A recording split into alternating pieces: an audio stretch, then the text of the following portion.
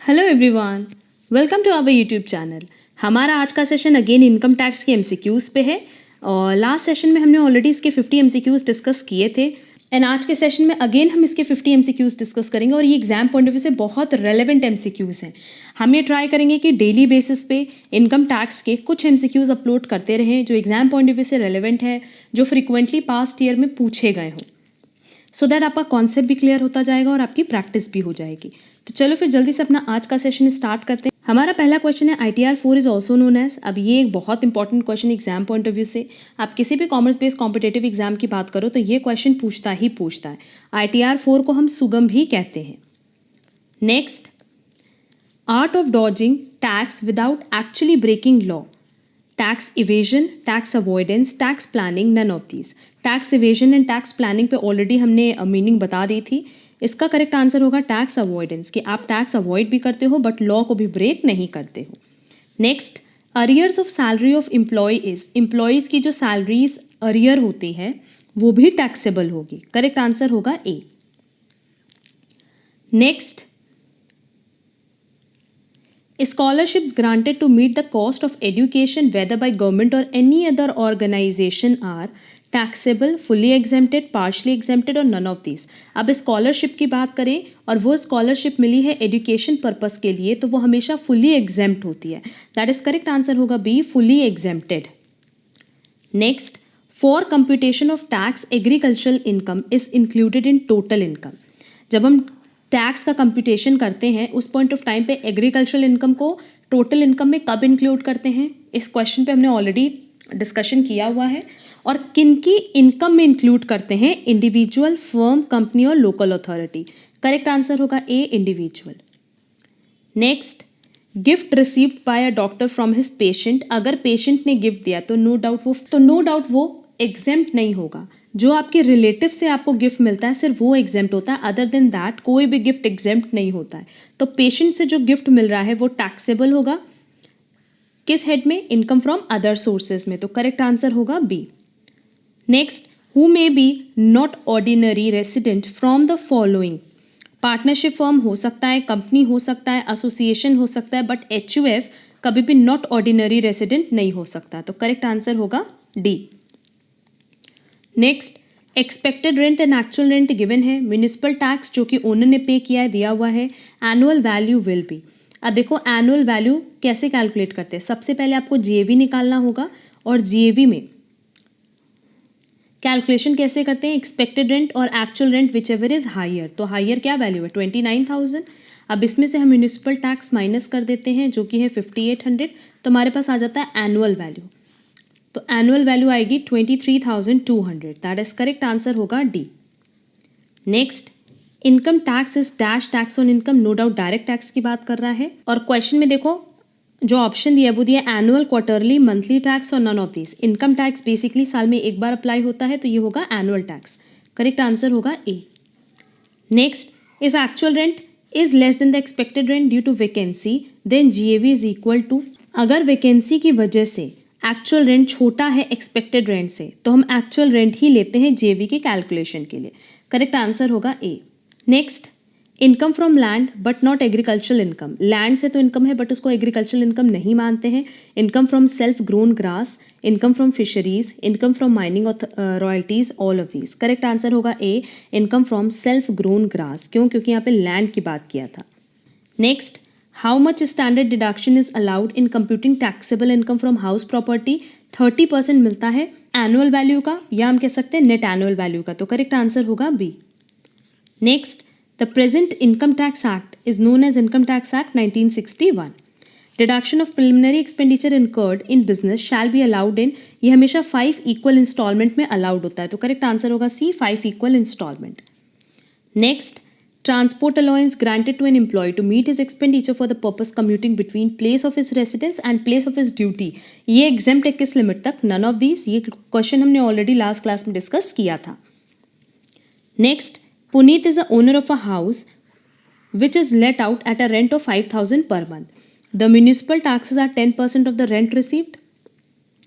If half of the municipal taxes are borne by the tenant, the annual value of the house is, देखो question में कह रहा है कि municipal taxes जो कि 10% है उसका 50% टेनेंट बियर कर रहा है, तो बाकी 50% ओनर बियर कर रहा होगा। और म्यूनिसिपल टैक्सेस हम वही डिडक्ट करते हैं जो कि ओनर ने पे किया हो। क्लियर? तो अगेन देखो क्वेश्चन में लिखा है कि Puneet is the owner of the house, जिसने अपना घर लेट आउट किया है कितने पे, 5000 पर मंथ पे। तो जीएबी कैसे निकलेगा, यही रेंट दिया हुआ है मेरे पास, तो 5000 मल्टीप्लाई बाय 12, और इसमें से हम क्या माइनस करेंगे, म्यूनिसिपल टैक्स। म्यूनिसिपल टैक्स कितना है, 10% ऑफ द रेंट रिसीव्ड। जितना रेंट रिसीव्ड हुआ है उसका 10%, मतलब 6000। बट 6000 का 50% ही ओनर ने पे किया है, बाकी 50% टेनेंट ने पे किया है। तो जो टेनेंट पे करता है उसका रिडक्शन नहीं मिलता है। तो यहाँ पे हम 3000 माइनस करेंगे, 60,000 माइनस 3000, मेरे पास एनुअल वैल्यू कितनी आ जाएगी, 57,000। तो क्वेश्चन में हमसे एनुअल वैल्यू पूछा था, that is net annual value, और नेट एनुअल वैल्यू कितनी आएगी, 57,000। Next, the commuted pension in case the employee does not get gratuity shall be taxable. अब यहाँ देखो ये नहीं मेंशन किया कि एम्प्लॉय गवर्नमेंट एम्प्लॉय है या नॉन गवर्नमेंट एम्प्लॉय है। अगर गवर्नमेंट एम्प्लॉय होता ना तो कम्यूटेड पेंशन पूरी तरीके से एग्जेम्प्ट हो, बट क्योंकि क्वेश्चन साइलेंट है तो हम ये मानेंगे कि ये नॉन गवर्नमेंट एम्प्लॉय है। और नॉन गवर्नमेंट एम्प्लॉय के केस में, दैट इज अदर एम्प्लॉय के केस में भी दो सिचुएशन है। अगर उसको ग्रेचुइटी मिलती तो उस केस में कम्यूटेड पेंशन का 1/3 एग्जेम्प्ट होता एंड बाकी 2/3 पे टैक्स लगता। क्लियर? और अगर उसको ग्रेचुइटी नहीं मिल रही है, सिर्फ और सिर्फ कम्यूटेड पेंशन मिल रहा है, दैट इज पेंशन मिल रहा है, तो उस केस में हाफ ऑफ द पेंशन, जो कम्यूटेड पेंशन का हाफ है वो एग्जेम्प्ट होगा और बाकी हाफ टैक्सेबल होगा। तो क्योंकि क्वेश्चन में साफ साफ लिखा है does not get gratuity, gratuity नहीं मिल रही है, तो कम्यूटेड पेंशन का आधा टैक्सेबल होगा और आधा एग्जेम्प्ट होगा। तो करेक्ट आंसर होगा D, half of total pension. Next, share of partner in the income of partnership firm will be fully exempted. Next, on which section of the income tax act exempted incomes have been mentioned? Exempted income mention किया गया है section 10 में। Sanjay is a government employee, salary details previous year 2021 की दी हुई है, जहां salary दिया है 16,500 पर मंथ, डीए दिया दैट इज डियरनेस अलाउंस है, और इंटरटेनमेंट अलाउंस दिया है। नेट इनकम आपको कैलकुलेट करनी है सैलरी से। अब सबसे पहले तो देखो ये बोला है, अब सबसे पहले देखो ये बोल रहा है कि गवर्नमेंट एम्प्लॉय है, तो गवर्नमेंट एम्प्लॉय के केस में बेसिक सैलरी और डीए पे तो कोई डिडक्शन नहीं मिलना है, बट इंटरटेनमेंट अलाउंस पे डिडक्शन मिलेगा। और ये डिडक्शन कितना है, आइदर 20% ऑफ बेसिक सैलरी और 5,000, और जितना आपको entertainment allowance during the year grant किया गया है। इन तीनों में से जो भी लीस्ट वैल्यू होगी ना वो एग्जेम्प्ट होगी, किनके केस में, गवर्नमेंट एम्प्लॉयज़ के केस में। तो चलो जल्दी से कैलकुलेट कर लेते हैं कि अगर हम बेसिक सैलरी की बात करें तो हमारी बेसिक सैलरी है 16,500 पर मंथ, इंटू 12 कर देना तो 1,98,000 आएगा। देन डियरनेस अलाउंस है पर मंथ 6,000, तो डीए इसमें ऐड होता है, अगर 6,000 पर मंथ है इंटू 12 करेंगे तो 72,000 आएगा। एंड प्लस इंटरटेनमेंट अलाउंस देखो 1,500 पर मंथ है, तो इसकी जो तीन कंडीशन है, पहली है 20% ऑफ 1,98,000, आप कैलकुलेट करना आएगा 39,600। फिर दूसरा 5,000, और तीसरा जितना आपको मिल रहा है, कितना मिल रहा है, 1,500 इंटू 12 आप करोगे तो 18,000 आपको मिल रहा है। इन तीनों में से लीस्ट वैल्यू क्या है, 5,000, तो टोटल 18,000 आपको मिला, उसमें से 5,000 एग्जेम्प्ट होगा और बाकी 13,000 पे टैक्सेबिलिटी बनेगी। तो इन तीनों को टोटल करने पे आपकी वैल्यू आएगी 2,83,000, और हमसे क्वेश्चन में बोला नेट इनकम फ्रॉम सैलरी, तो इसमें आप 50,000 लेस करोगे, रीजन बीइंग अब स्टैंडर्ड डिडक्शन मिलता है सैलरीड एम्प्लॉयज़ को, तो 50,000 माइनस करने पे जो वैल्यू आएगी वो आएगी 2,33,000। करेक्ट आंसर होगा ए, 2,33,000। Next, the partial integration of agricultural income is done to compute tax on non-agricultural income. The person liable to pay income tax on the income of other person is called deemed assessee. जो किसी और की income पे tax पे करता है उसको कहते हैं डीम्ड असेसी, मतलब माना जाता है कि वो खुद असेसी है। Deduction regarding deposit in tea development account, deduction shall be allowed on the amount deposited, 40% of the profits from such business which ever is less. इन दोनों में से जो भी कम होता है उसी का डिडक्शन आपको मिलता है जब आप टी डेवलपमेंट अकाउंट में डिपॉजिट करते हो, तो करेक्ट आंसर होगा C. Next, which of the following is agricultural income? Rent receive from agricultural land है, इनकम फ्रॉम डेयरी फर्म नहीं है, इनकम फ्रॉम पोल्ट्री फार्मिंग नहीं है, डिविडेंड नहीं है, करेक्ट आंसर होगा A. Next, Person includes individual HUF, yes. Firm company, yes. AOP, BOP, yes. Local authority, artificial judicial, ये सब as per income tax person की डेफिनेशन का पार्ट हैं. And Indian company is always resident. Indian company हमेशा क्या होगी? Resident होगी. Next, tax assessment offices accepts the tax relief as prescribe by rule 7(8)(a). Next, state which of the following income is exempted from tax. Agricultural income in Kolkata, ये exempted है. Income on government securities नहीं. Interest on government securities ये other sources हैं. Income from salary, capital gain, ये 3 taxable है. पहला exempt है. What would be the assessment year of the financial year 2021, 21-22 होगा. दैट इज करेक्ट आंसर होगा C. Next, Indian origin means that either of his parents or any of his grandparents was born in undivided India. Health and education cess on income tax shall be imposed by the following rate, no doubt 4%. Correct answer होगा C, 4%. The period of assessment year is, assessment year basically हम लोग लेते हैं 1 अप्रैल से लेके 31 मार्च तक. ये हमने पहले भी डिस्कस किया हुआ है. करेक्ट आंसर होगा B. A citizen of India who goes abroad for the purpose of employment, he must stay in India for in the previous year for at least dash days to become a resident. अब अगर आप employment purpose से गए हो तो आप पे खाली एक ही बेसिक कंडीशन अप्लाई होगी, 182 डेज और मोर वाली. Next, which of the following is an inadmissible expenses under the head profit and gain from business and profession. GST, expenses on the assessment of income tax, depreciation on machine, none of the above. इसका answer आप लोग comment box में comment करके बताना, फिर जिसका answer correct होगा हम पिन कर देंगे. Income from rent of agricultural land, जो भी रेंट आप एग्रीकल्चरल लैंड पे रिसीव करते हो वो एग्रीकल्चरल इनकम ही मानी जाती है. Next, mister Ram is a software engineer at ABC limited and left India on 10th August 2020 for the treatment of his wife. Determine his residential status for the assessment year 21-22. अब इसमें देखो, जो पहली basic condition थी 182 days और more वाली, वो तो नहीं पॉसिबल है क्योंकि वो 10th अगस्त को चला गया ना. तो अगर वो 1 अप्रैल से लेकर के 10th अगस्त तक रह रहा है तो जब आप इसका कैलकुलेशन करोगे तो 182 डेज नहीं आएगा, टोटल आएगा 132 डेज. अब अगर हम लोग सेकेंड बेसिक कंडीशन की बात करें तो सेकेंड बेसिक कंडीशन तो वो फुलफिल करेगा ही क्योंकि वो फर्स्ट टाइम ही 10th अगस्त 2020 को इंडिया से बाहर गया है. क्लियर. और बाकी एडिशनल कंडीशन भी इसकी केस में फुलफिल होगी, तो उस केस में इसको क्या माना जाएगा? Ordinary resident. That is correct answer होगा A. Income not taxable in case of resident in India. Income received in India होती है, इनकम अक्रूड इन इंडिया भी होती है, फॉरेन इनकम भी होती है. करेक्ट आंसर होगा none of these. Rate of income tax कहाँ फिक्स्ड होता है? फाइनेंस एक्ट में. तो करेक्ट आंसर होगा B. Municipal taxes shall be deducted. देखो, म्यूनिसिपल टैक्सेस तभी डिडक्ट होगा जब ओनर ने उसको पे किया हो.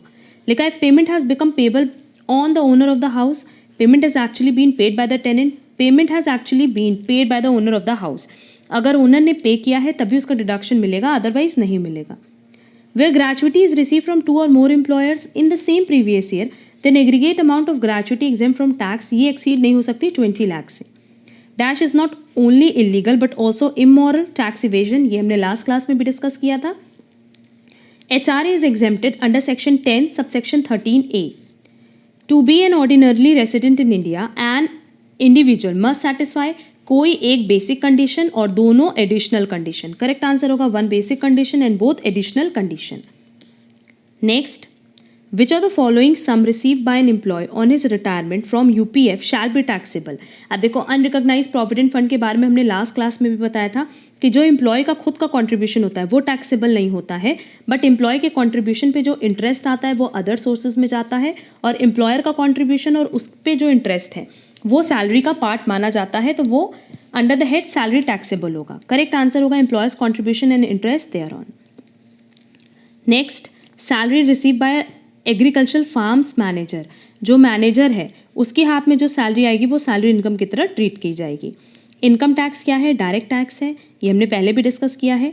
The definition of income is no doubt inclusive not exhaustive.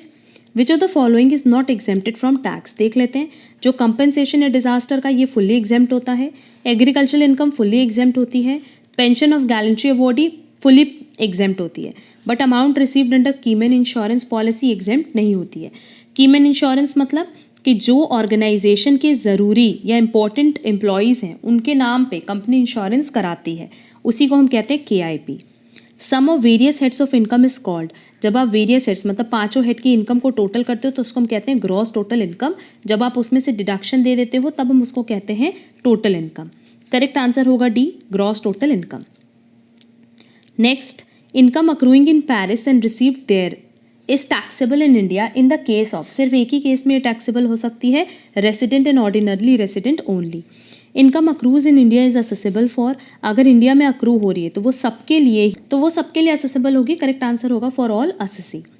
Interest credited in recognized provident fund account is exempt up to 9.5%। Question number 103 repeated है, इसका करेक्ट आंसर होगा डी। एंड क्वेश्चन नंबर 104 भी repeated है, इसका correct answer होगा B. ये overall 50 MCQs थे related to income tax act. हमने लास्ट क्लास में भी 50 MCQs डिस्कस किए थे, तो अगर अभी तक वो सेशन आपने नहीं किया है तो ज़रूर से कवर कर लेना, क्योंकि ये क्वेश्चंस बहुत इंपॉर्टेंट है हर एक कॉमर्स बेस्ड कॉम्पिटेटिव एग्जाम्स के लिए। और जैसा कि अभी MCOM एंट्रेंस एग्जाम चल रहा है तो उसके लिए क्वेश्चंस बहुत ज़्यादा रेलिवेंट है।